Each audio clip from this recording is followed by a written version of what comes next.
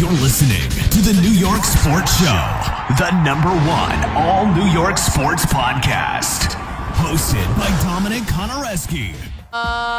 Jets win. Jets, Jets.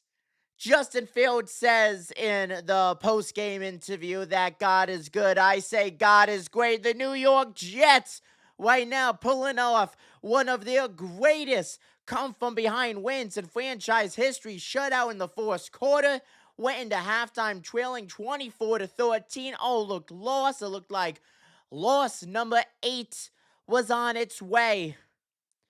But of course, the Jets playing with heavy hearts for Nick Mangold, who unfortunately lost his life due to liver disease. It was announced this morning. The team came out and they dominated in the second half, more specifically in the fourth quarter, 23 points alone. And then Joe Flacco, who's done so good since leaving the Jets, who has a great track record overall against the Jets, had the ball under a minute left, needed roughly 18 yards to get in field goal range for what would have been the game winner for Cincinnati in what is really a season-defining game for them. Almost, it seemed like it was going to be a replay of the Tampa Bay game earlier this season for the Jets. But no, it wasn't. The Jets' defense came through. And with that said, ladies and gentlemen, the New York Jets are winners here in 2025. They are now 1-7 in the win-loss column after taking down Cincinnati in a come-from-behind, narrowly escaped win 39-38. Justin Fields, who, just like the whole team in the fourth quarter, had a miserable fourth quarter, but ended up balling out 21 for 32 passing by games and 244 passing yards, 1 touchdown. Once again, no interceptions on his passing line. Breece Hall, who had many trade rumors surround him in the offseason, especially now with the trade deadline looming, he went off one of his best games yet of his career. 18 carries, 133 yards, and ended up in the end zone not once, but twice. And how about Isaiah Davis? Shout out to him.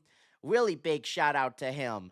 65 yards off of 7 carries, nearly averaging a fourth down per carry, 9.3 yards. That was beautiful. And now this really leads to the question, will the Jets stick with Justin Fields? I believe they will. After this game, I believe they will.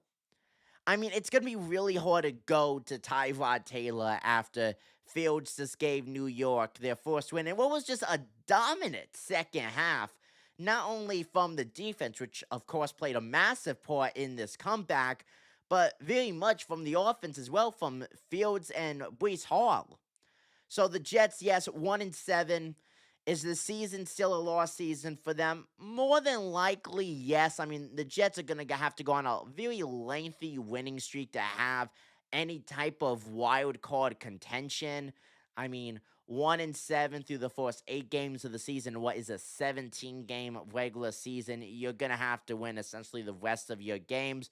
But hey, anything could happen. This may have honestly been one of the greatest Jet wins in at least the last decade, the way they were able to come from behind. Honestly, I mean, they battled a lot of adversity in this game.